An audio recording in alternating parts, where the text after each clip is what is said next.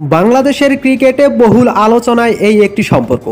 সাকিব আল হাসান ও তামিম ইকবাল সতীর্থ ছাপিয়ে একসময় বন্ধু হয়েছিলেন। সময়ের ব্যবধানে তাদের বন্ধুত্বে ফাটল ধরে।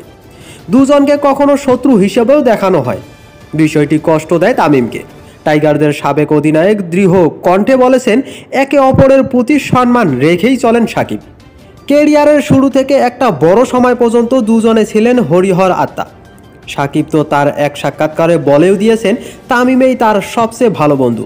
তবে সময়ের যথাকালে পিষ্ট হয়েছে সম্পর্ক। দুজনের মধ্যে এখন সম্পর্কটা দ্বন্দ্বে। তবে তামিম মনে করেন, সামাজিক যোগাযোগ মাধ্যমে যা দেখানো হয় তা সত্যি নয়। দেশের একটি জাতীয় দৈনিককে দেওয়া সাক্ষাৎকারে তামিম ইকবাল বলেন, সামাজিক যোগাযোগ মাধ্যমে যেসব বিভ্রান্তিকর জিনিস দেখা যায় তা নোংরামি। বাস্তবে সাকিব ও তামিম একে অপরের প্রতি সম্মান রেখেই চলেন। খেলোয়াড় সাকিব আমার কাছে অনেক বড়, অন্য কোনো মতামত দেওয়ারও প্রয়োজন নেই, নেওয়ারও দরকার নেই। তামিমের কাছে জানতে চাওয়া হয়, বিদেশে বা সাধারণ যে কোনো জায়গায় যদি দুজনের দেখা হয় তখন কি হবে। তামিম বলেছেন, আমি জিজ্ঞেস করব তুমি কেমন আছো, পরিবার তোমার কেমন আছে। আমি নিশ্চিত সেও জিজ্ঞেস করবে আমি কেমন আছি। আমি আপনাকে নিশ্চিত করে বলতে পারি, সাকিব আমাকে দেখে মুখ ফিরিয়ে নেবে না, আমিও না, এটা সম্ভব না। কদিন আগেই আরেক সাক্ষাৎকারে সাকিবকে প্রশংসায় ভাসিয়েছেন তামিম। সাকিবের সঙ্গে আমার সম্পর্ক সবসময় ইতিবাচক ছিল। অনেকেই বলে আমরা দুজন তারকা, তাই দ্বন্দ্ব হয়েছে। আমি সেটা মনে করি না। এটা তো তখনই হতো যদি আমি নিজেকে সেরা দাবি করতাম।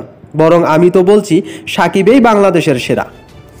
তামিমের সবশেষ বাংলাদেশের জার্সি গায়ে চড়িয়েছেন সেই 2023 সালের সেপ্টেম্বরে। এরপর গত বিপিএলের সময় তিনি জানিয়েছেন, বাংলাদেশ দলে আর কখনো ফিরছেন না। আন্তর্জাতিক ক্রিকেটের অধ্যায়টা শেষ তার। সাকিব আছেন ক্যারিয়ারের শেষ দিকে।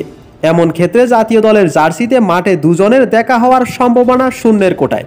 ফ্রাঞ্চাইজি ক্রিকেটে দুবার সম্ভাবনা জেগেও ছিল। সামনে হয়তো দেখা যাবে টাইগার 2 কিংবদন্তির। তো তামিমের সাকিব সম্পর্কে যে আবেগঘন বার্তা দিয়েছেন, সেই মন্তব্যের উপর নির্ভর করে আপনাদের যদি কোনো মন্তব্য থাকে তাহলে অবশ্যই কমেন্টে জানাবেন। আর ভিডিওটি ভালো লাগলে লাইক করতে ভুলবেন না। সবাই ভালো থাকবেন, সুস্থ থাকবেন, আল্লাহ হাফেজ।